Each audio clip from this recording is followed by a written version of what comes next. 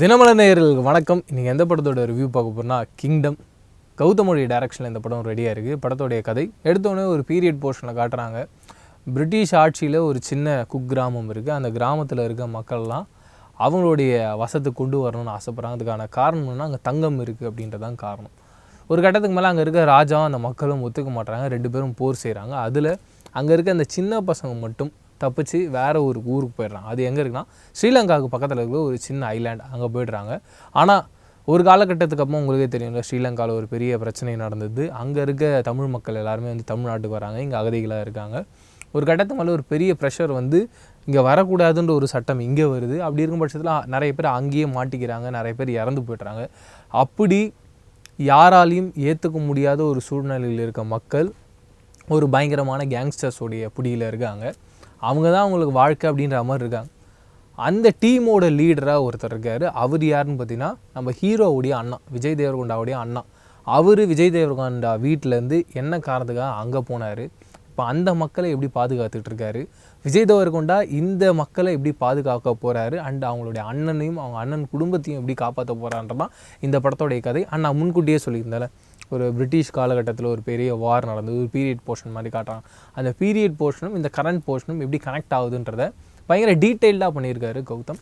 ரைட்டிங்கை பொறுத்த வரைக்கும் எனக்கு ரொம்பவே பிடிச்சிருந்தது. அவர் ஸ்டேஜ் பண்ண விதம், அந்த கதையை சொல்லணும்னு ஆசைப்பட்டது. பட் இந்த கதையோட பெரிய ப்ளஸ் பாயிண்ட்டாக நான் பார்க்குறது ஒரு பெரிய கண்டென்ட். இது ஒரு சில கதைகள்லாம் நம்ம பார்க்கும்போதே ஒரு ஃபீல் இருக்கும்ல, இந்த கண்டென்ட் கண்டிப்பாக ஒரு 3 பார்ட்டுக்கு எடுக்கலாம் அப்படின்ற ஒரு ஃபீல். அண்டு நிறைய ட்விஸ்ட் அண்ட் டர்ன்ஸ் இருந்தது. எக்ஸைட் பண்ணுச்சு. ரைட்டிங்காக ரொம்ப ஸ்ட்ராங்காக இருக்குதுன்றது புரிஞ்சுது. ஒரு சில கதைகள் நம்ம பவுண்டடாக படிக்கும்போது அந்த உலகத்துக்குள்ளே நம்மளை ரொம்ப ஈஸியாக கொண்டு போயிடும். அந்த ஃபீல் எனக்கு இந்த கதையில் நிறைய இடங்களில் ஃபீல் ஆச்சு. அண்ட் கிரீஷ் அண்ட் இன்னொரு சினிமோட்டோகிராஃபர் ஒர்க் பண்ணியிருக்காரு. அவரோட சினிமோட்டோகிராஃபி பயங்கரமாக இருந்தது.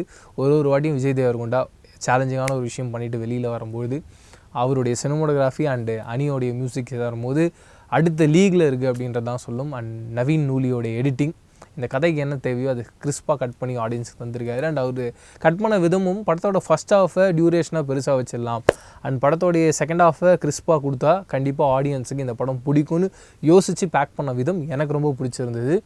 அதுக்கான காரணம் என்னென்னா, படத்தோட ஃபஸ்ட் ஹாஃபையும் படத்தோட செகண்ட் ஹாஃபையும் கரெக்டாக க்ராக் பண்ணும்போது இந்த டைம் டியூரேஷன் எப்போயுமே ஃபஸ்ட் ஹாஃப் கடகடன் போன ஒரு ஃபீல் இருக்கும். ஆடியன்ஸோட மைண்ட் செட்டாகவே அப்படி தான் ட்ராவல் ஆகும். பட் படத்தோட செகண்ட் ஹாஃப்லேயும் நீங்கள் மறுபடியும் அந்த கதையை சொல்லி முடிச்சுட்டு மீண்டும் ஒரு கதையை சொல்ல போகிறீங்க அப்படின்றபோது ஆடியன்ஸ் இரிட்டேட் ஆவாங்க, டவுன்ஃபால் ஆவாங்க, அவங்களுக்கு அந்த இன்ட்ரெஸ்ட் பிரேக் ஆகும். அந்த இன்ட்ரெஸ்ட் பிரேக் ஆகக்கூடாதுன்னு இப்படி ஒரு டிசிஷன் மேக்கிங் பண்ணது இந்த படத்தோடைய ஒரு பெரிய ப்ளஸ் பாயிண்ட்டாக பார்க்குறேன்.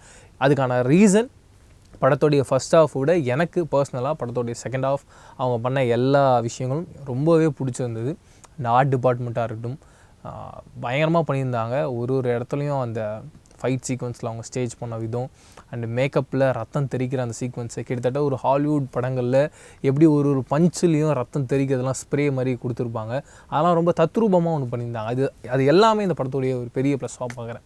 பட் இந்த படத்தோடைய மைனஸ் அப்படின்னு வரும்போது மீண்டும் இந்த படத்துடைய டியூரேஷன் தான் ரொம்ப பெருசாக போயிட்டு இருந்துச்சு. ஒரு கட்டத்துக்கு மேலே இந்த கதை எனக்கு பிடிச்சிருக்கு. பட் ஆடியன்ஸாக உட்காந்து பார்க்குறாங்க, ரொம்ப டயர்டாகிறாங்க. ஹே என்னப்பா இது போயிட்டே இருக்கேப்பா, நல்லா இருக்குது, இருந்தாலும் இவ்வளோ தான் பாடி தாங்க, அப்புறம் என்ன அப்படின்னு. அண்டு கதையாகவுமே நீங்கள் யோசிச்சிங்கன்னா, ஒரு போலீஸ் ஆஃபீஸர் அவருக்கு அங்கே இருக்க இன்ஃபர்மேஷன் தெரிஞ்சுக்கணும்னு ஆசைப்படுறாரு.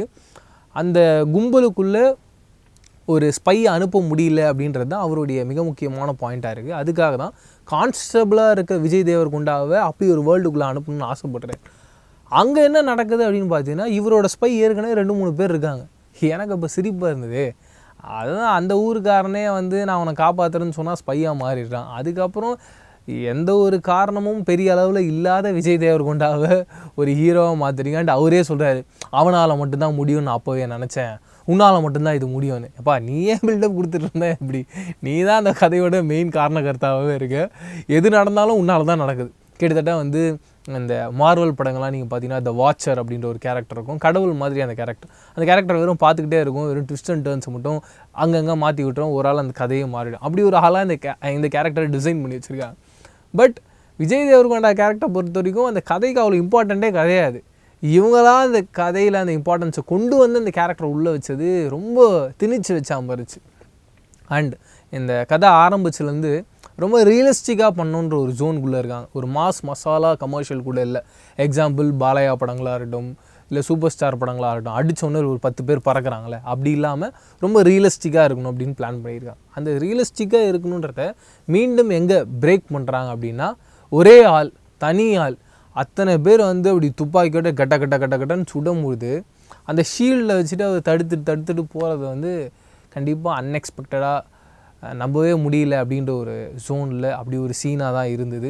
அண்ட் அவங்க அண்ணங்கிட்ட நான் தான் போலீஸ் அப்படின்றத மென்ஷன் பண்ணுறேன்.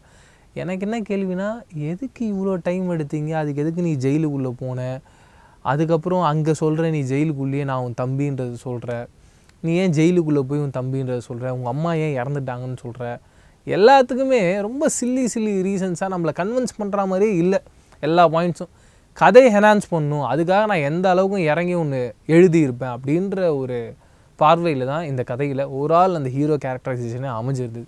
பட் இது எல்லாத்தையும் மறந்துட்டு நீங்கள் ஒரு படம் பார்க்குறீங்கன்னா கண்டிப்பாக இந்த கிங்டம் உங்களை என்டர்டெயின் பண்ணும். அண்டு செகண்ட் பார்ட் எப்போ வரப்போகுதுன்ற எக்ஸைட் பண்ணுமான்றது எனக்கு தெரில. பட் இன்னும் நிறைய கேரக்டரைசேஷன்ஸ் இருக்குது. ஒரு கேரக்டரை மறைச்சி வச்சுருக்காங்க, சேது அப்படின்றது. நான் அது சேது அப்படின்ற ஒன்று கேட்டோன்னே ஒரு வேளை விஜய் சேதுபதி பண்ணால் இது எப்படி இருக்குன்றதை இமேஜின் பண்ணி பார்த்தா கண்டிப்பாக பயங்கர க்ரேஸியாக இருக்க வாய்ப்பு இருக்குது. நடக்கலாம், வெயிட் பண்ணி பார்க்கலாம். இதை தாண்டி நீங்கள் கிங்டம் பார்த்துருந்தீங்க, உங்களுக்கு இந்த படம் எந்த அளவுக்கு பிடிச்சிருந்து இல்லைன்றதை கமெண்ட் செக்ஷனில் ஷேர் பண்ணிக்கோ. இதே மாதிரி சூப்பராக நான் அடுத்த ரிவ்யூவில் சந்திக்கிறேன். அது வரைக்கும் டடா பை. நான் பிரவீன் கேஎஸ். பாய்.